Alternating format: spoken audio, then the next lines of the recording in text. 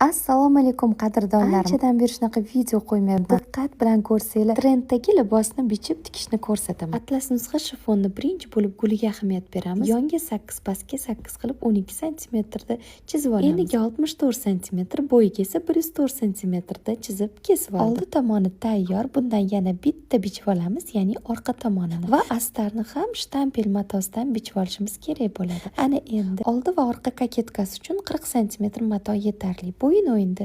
Yelga 10, pastga 35, yonga 17 va birlashtiramiz, kesib olamiz. Oldi koketkasi uchun bo'lsa, shunaqa gavri yo'nalishda tikib chiqdim. Buning uchun oldi koketkani 2 barobar ko'p olsanglar bo'ldi. Ayol qizlarga eng yaxshi kasb bu tikuvchilik. Ayajonim doim ta'kidlaydilar, hunarli odam hech qachon xor bo'lmaydi. Havas Fashion'da 5 yildan buyon 2000 dan ortiq o'quvchilarimiz o'z kasblarini ustalari bo'lib kelishmoqda. Agarda siz ham tikuvchilikni ipidan ignasigacha o'rganmoqchi bo'lsangiz, albatta bizning guruhimizga qo'shiling. 9-iyundan yangi guruhimizga start beramiz va joylar chegaralangan. Viloyatdan ham o'quvchi olamiz, sababi yotoqxonamiz ham mavjud. Manzilimiz Toshkent shahar, Chilonzor, Gurbanitsani ro'parasida joylashgan. To'liq ma'lumot uchun opisaniyani o'qing. Barchangizni Havas Fashion'da kutib qolamiz. Ha, aytgancha tikkan libosimiz Samarqandda kiydim, ya'ni kelinli uyimda. Sizlarga yoqdimi? Kommentariyada o'z fikringizni yozib qoldiring.